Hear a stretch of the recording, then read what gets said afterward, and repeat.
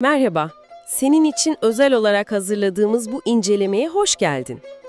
Bugün elimizde oldukça katmanlı bir kaynak var. Lucien Rambut'un Çağdaş Kürdistan Tarihi. Fırat Dicle Yayınlarından çıkan 1992 baskısını inceliyoruz ama işin ilginç yanı bu aslında ta 1947'de Fransızca yazılmış bir metne dayanıyor. Yani hem eski bir bakış açısı var hem de sonradan eklenen notlar. Peki ne yapacağız? Bu kitaptan yola çıkarak özellikle 20. yüzyılın ilk yarısındaki Kürt tarihinin kritik noktalarını, coğrafyayı, ekonomiyi, tabii petrol meselesini, kimlik konusunu ve o çalkantılı yıllardaki olayları senin için biraz deşeceğiz. Amacımız özet geçmek değil, de kitaptaki o çarpıcı iddiaları, belki de gözden kaçan bağlantıları yakalamak. Hazırsan başlayalım bakalım. Bu zengin ama biraz da karmaşık tarihe dalıyoruz. Evet, kitap hakikaten ilginç bir yerde duruyor. Yani bir yandan Batı'nın Kürdistan'a nasıl baktığını gösteriyor gibi, diğer yandan da bölgenin içinden bir ses olma iddiasında tabii 1947 gözüyle. Ön sözde şey diyor mesela, Batı'nın ilgisi 18. yüzyılda başlıyor ama hani Soane, Hay gibi isimlerin çalışmaları bazen biraz yüzeysel, egzotik bir meraktan öteye gidememiş. Ama kitabın asıl odaklandığı yer, yazıldığı dönemin ve öncesinin o yakıcı gerçekleri. Bölünmüşlük, çatışmalar, kimlik mücadeleleri, yani o dönemki durum. O zaman önce bir sahneyi kuralım. Kitap bu coğrafyayı nasıl tanımlıyor? Anladığım kadarıyla bayağı geniş ve stratejik bir alandan söz ediyoruz. Aynen öyle. Kabaca Yakın Doğu'nun dağlık omurgası diyor, işte Karadeniz, Mezopotamya, Antitoroslar ve İran platosu arasında kalan bir bölge. Yaklaşık 530 bin kilometre kare diyor ki bu neredeyse Fransa kadar bir alan. Cudi, Sipan, Ağrı gibi 5000 metreyi aşan zirveler var. Ama Urfa, Diyarbakır, Musul gibi önemli ovalar da var. Yani hem çok sarp hem de verimli topraklar iç içe.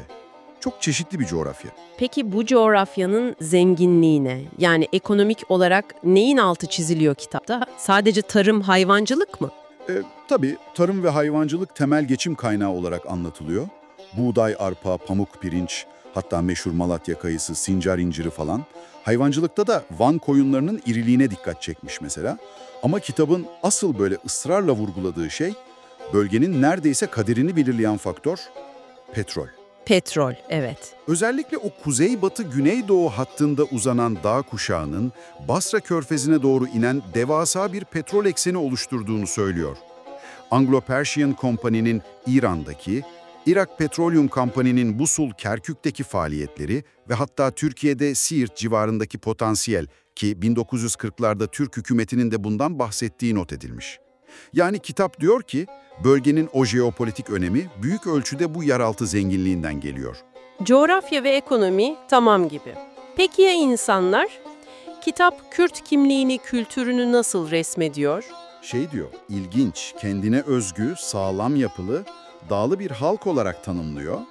Çoğunluğun Sünni, Şafii olduğunu ama Yezidi ve Şii aşiretlerin de bulunduğunu belirtiyor. Dillerinin Hint-Avrupa kökenli olduğunu, Kurmancının en yaygın lehçe olduğunu, Farsça ile akraba olduğunu falan not düşmüş. Genel olarak zeki, sağduyulu, gururlu ama güvenilir insanlar olarak anlatılıyorlar. Hatta Hamilton'dan bir alıntı var dikkat çekici. Özgürlüğe düşkünlükleri, misafirperverlikleri ve hani insanın kendini en rahat kendi evinde hissetmesi ilkesi vurgulanmış. Kadınların durumu ile ilgili bir şey var mı? Evet, o da ilginç.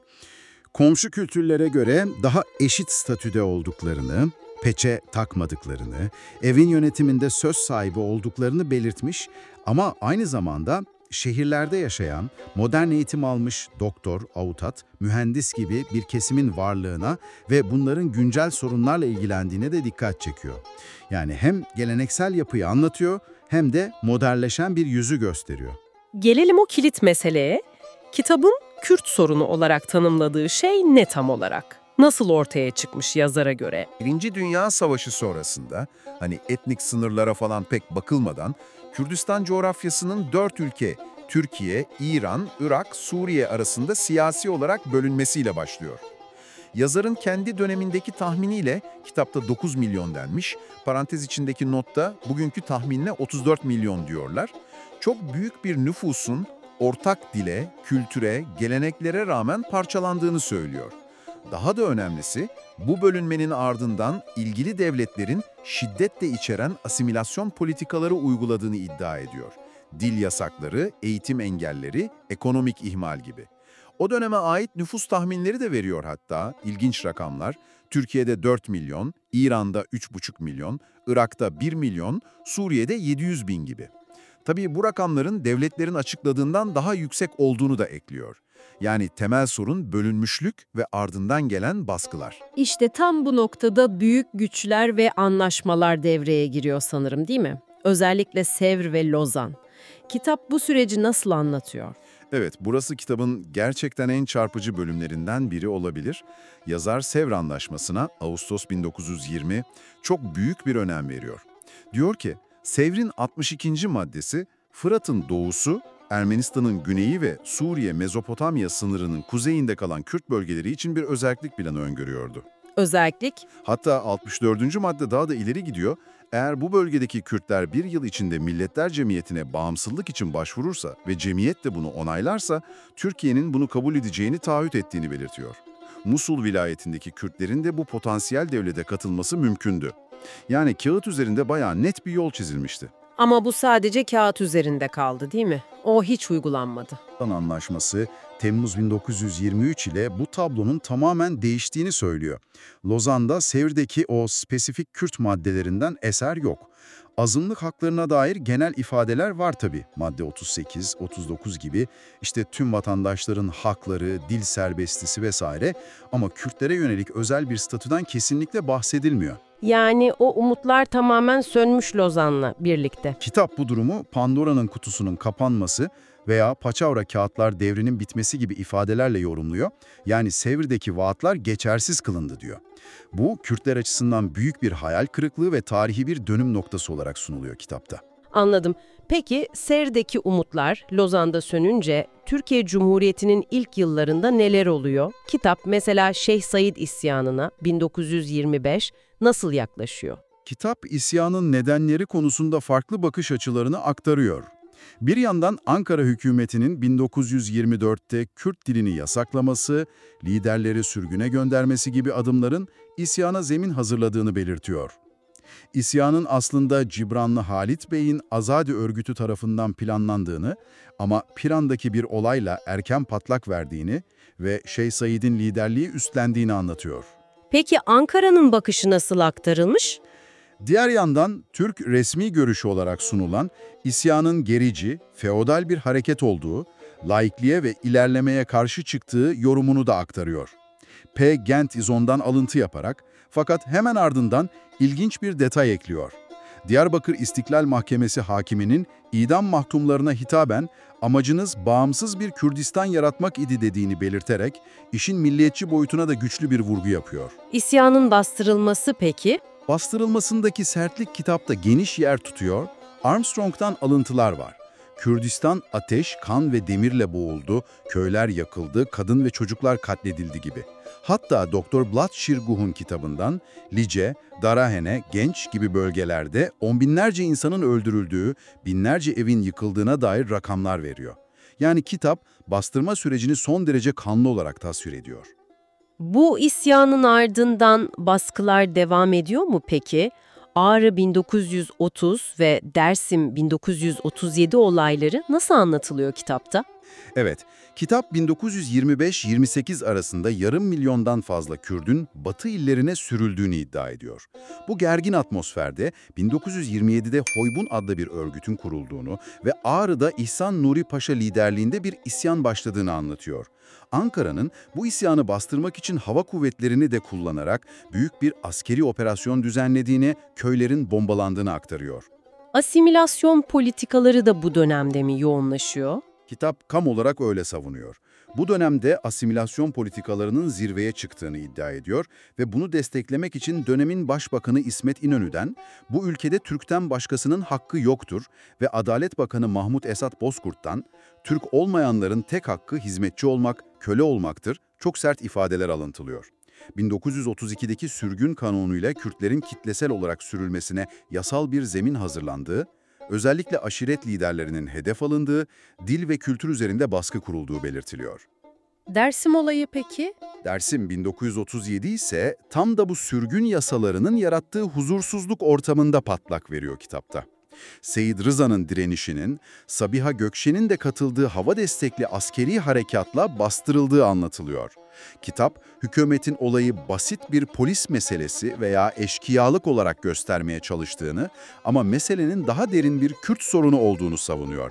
Letans muhabirine atıfta bulunarak, hatta "Kimdir bu vahşiler?" başlığı altında Dersim'deki uygulamalara dair çok ağır iddialara yer veriyor. Mağaralarda insanların zehirlenerek ölüme terk edildiği gibi. Yani kitabın bu bölümdeki ana tezi çok net. Cumhuriyet'in ilk döneminde Kürt kimliği sistematik olarak baskılandı, isyanlar çok sert yöntemlerle bastırıldı ve devlet politikası asimilasyon üzerine kuruldu. Anladım. Türkiye'deki tablo bu şekilde çizilmiş. Peki ya Irak? Kitap oradaki durumu kılıçların gölgesindeki cennet gibi biraz ironik bir başlıkla anlatıyor. Neden acaba bu başlık?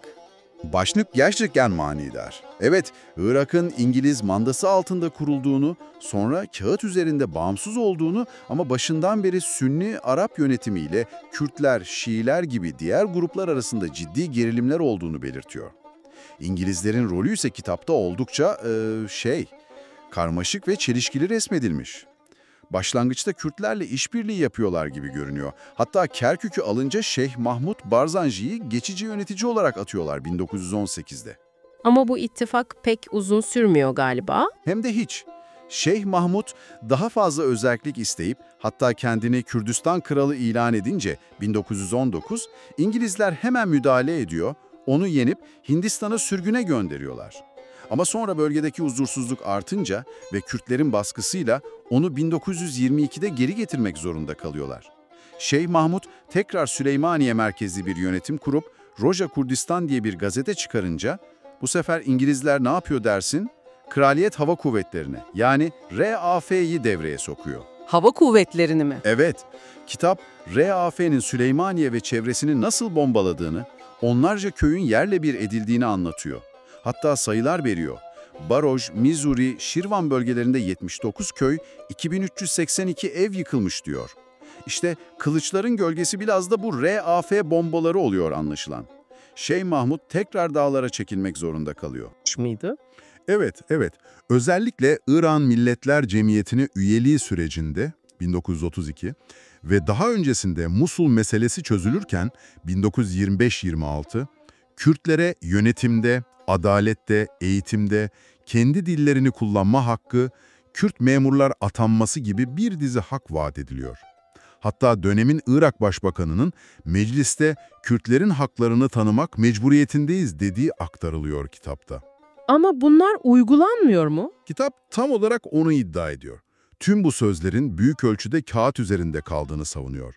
Uygulamada Kürt bölgelerinin sistematik olarak ihmal edildiğini, okulların, hastanelerin yetersiz olduğunu, yolların yapılmadığını anlatıyor. Ve en önemlisi Irak petrol gelirlerinden Kürtlerin pay alamadığını, %30'unu sağlasalar bile diyor ve Bağdat'ın bilinçli bir geri bırakma politikası izlediğini iddia ediyor. Mulla Mustafa Barzani'nin 1933 ve özellikle 1943 sonrası isyanlarını da işte bu tutulmayan sözler ve ihmal edilmişlik bağlamına oturtuyor. Hükümetle 1944 gibi yapılan anlaşmaların da uygulanmaması üzerine isyanın 1945'te tekrar alevlendiğini anlatıyor. Anlaşıldı. Irak'taki durum da pek parlak değilmiş kitaba göre. İran'a bakalım biraz da. Oradaki durum farklı mıydı? Özellikle Rıza Şah dönemi. Kitaba göre pek de farklı değil aslında. Rıza Şah döneminde 1925-1941 arası İran'da da Kürt kimliğine karşı çok sert bir bastırma ve asimilasyon politikası uygulanmış. İşte Kürt demek yerine Dağlı Acem denmesi, aşiret liderlerinin sürgün edilmesi, topraklarına el konulması gibi uygulamalar anlatılıyor. Yani merkezi otoriteyi güçlendirirken Kürt kimliğini eritme çabası var orada da. Ancak İkinci Dünya Savaşı sırasında işler değişiyor. 1941'de İngiliz ve Sovyetler İran'ı işgal edince Rıza Şah devriliyor ve merkezi otorite bir anda zayıflıyor. İşte bu durum İran Kürtleri için kısa süreliliğine de olsa bir nefes alma alanı yaratıyor. Mahabat Cumhuriyeti işte bu ortamda mı doğuyor? Nedir bu deneyim? Nasıl anlatılıyor? Aynen öyle. Sovyet işgal bölgesine yakın Mahabat, Savcı Bulak, şehri merkez olmak üzere Gazi Muhammed liderliğinde 1946 başında, kitapta bayrağın çekilmesi Aralık 1945, resmi ilan Ocak 1946 gibi farklı tarihler geçiyor ama 1946 başı diyelim, Mahabat Özerk Kürt Cumhuriyeti ilan ediliyor. Çok kısa ömürlü olmasına rağmen oldukça sembolik bir girişim bu. Kendi bayrağı var, yönetimi var, ordusu var, Kurdistan adında resmi bir gazetesi çıkıyor, hatta kız okulu açılması gibi modernleşme adımları atılıyor. Komşu Azerbaycan özerk hükümetiyle bir dostluk antlaşması bile imzalıyorlar Mayıs 1946'da. Ama ömrü uzun sürmüyor dedin. Maalesef çok kısa sürüyor. İran ordusu 1946'nın sonlarına doğru önce Azerbaycan özerk hükümetini dağıtıyor, ardından Mahabat yalnız kalıyor ve o da Aralık 1946'da yıkılıyor. Kitabın sonundaki ilave bölümünde Gazi Muhammed'in Ocak 1947 gibi tutuklandığına dair teyit edilmemiş bir haberden bahsediliyor. Yine bu bölümde Mulla Mustafa Barzani ve savaşçılarının da o sırada İran'da olduğu ve Mahabad'ın düşüşü sonrası dağlara çekildiği belirtiliyor. Bu da Barzani'nin daha sonra Sovyetlere geçişinin arka planını biraz aydınlatıyor aslında. Yani Mahabad, kitapta kısa süren bir umut ışığı, bir deneyim olarak anlatılıyor. Anlaşıldı. Peki kitap bu 4 ana ülkenin dışındaki Kürtlere de değiniyor mu? Mesela Sovyetler Birliği veya Suriye, Lübnan'daki durumları nasıl? Evet, kısa da olsa değiniyor. Sovyetlerde o dönem yaklaşık 160 bin Kürt olduğundan, özellikle Ermenistan, Gürcistan, Türkmenistan gibi cumhuriyetlerde yaşadıklarından bahsediyor. İlginç bir şekilde Sovyetlerde Kürt dili için Latin alfabesinin kabul edildiğini, Riya Teze, Yeni Yol adında bir gazetenin çıktığını, Erivan Radyosu'nda Kürtçe yayın yapıldığını, folklor çalışmalarını anlatıyor. Yani kültürel haklar konusunda diğer ülkelere göre daha olumlu bir tablo çiziyor gibi görünse de alttan alta bir asimilasyon endişesi de seziliyor sanki metinde. Suriye ve Lübnan peki? Suriye ve Lübnan'da ise o dönem Fransız mandası altındaydı. Yaklaşık 250 bin Kürt'ten bahsediyor. Özellikle Cizre bölgesindeki yoğunluğa dikkat çekiyor. Orada özel siyasi hakları olmasa da kişisel özgürlüklerinin olduğunu belirtiyor. Daha çok Bedirhan ailesinin kültürel çalışmalarını öne çıkarıyor. Havar, Ronahi, Rojanu gibi dergiler, Latin alfabesi çalışmaları, Ceger Şugurun gibi şairlerden bahsediyor. Beyrut Radyosu'nda Kürtçe yayın yapılmasını da önemli bir gelişme olarak not düşmüş. Yani bu bölgelerde doğrudan siyasi bir mücadele olmasa da kültürel bir canlılık ve kimlik arayışının olduğunu gösteriyor kitap. Evet, Lucien Rambot'un kitabından süzdüğümüz bilgilerle 20. yüzyılın ilk yarısına dair epey karmaşık, hatta biraz da hüzünlü bir tablo ortaya çıktı. Gördüğün gibi bu dönem Kürtler için büyük çalkantılarla geçmiş. Savaş sonrası coğrafyanın acımasızca bölünmesi, petrol gibi kaynakların siyaseti nasıl şekillendirdiği, kimlik mücadelesi, büyük güçlerin değişken ve çoğu zaman kendi çıkarına odaklı politikaları, Sevr gibi tutulmayan sözler, Türkiye'de, Irak'ta kanla bastırılan isyanlar, İran'da Mahabat gibi kısa ömürlü de olsa umut veren devletleşme denemeleri, kitap tüm bunları kendi döneminin tanıklıkları ve belgeleriyle, tabii ki batılı bir gözlemcinin veya öyle sunulan birinin perspektifinden aktarmaya çalışıyor. Kesinlikle. Bu anlatıda benim en çok dikkatimi çeken şeylerden biri, olaylardaki o tekrar eden örüntüler. Yani hak talepleri, özerklik umutları, ardından bir şekilde ortaya çıkan isyanlar veya direnişler, sonra çok sert bastırma operasyonları, sürgünler ve asimilasyon politikaları. Bu döngü kitabın anlattığı Türkiye, Irak ve İran örneklerinde farklı biçimlerde de olsa sürekli karşımıza çıkıyor gibi. Bir diğer kilit nokta da en başta konuştuğumuz o petrol faktörü. Bölgenin stratejik önemini kat be kat artıran bu kaynak hem yerel yönetimlerin hem de uluslararası aktörlerin Kürt meselesine yaklaşımını nasıl daha da içinden çıkılmaz hale getirmiş, kitap bunu çok net ortaya koyuyor. Elbette şunu da unutmamak lazım, bu kitap 1947'de yazılmış bir kaynak, dolayısıyla kendi döneminin ve yazarının bakış açısının o gün erişebildiği bilgilerin sınırları var. Ama o dönemi anlamak için kesinlikle önemli bir pencere aralıyor. Anlattığı bu tarihsel döngüler, yani işte hak talepleri, dış müdahaleler, isyanlar ve bastırmalar sarmalı, günümüzdeki durumu ve bölgedeki gelişmeleri anlamak için bize hala bir şeyler söylüyor olabilir mi? Bu derinlemesine incelemede bize katıldığın için teşekkürler.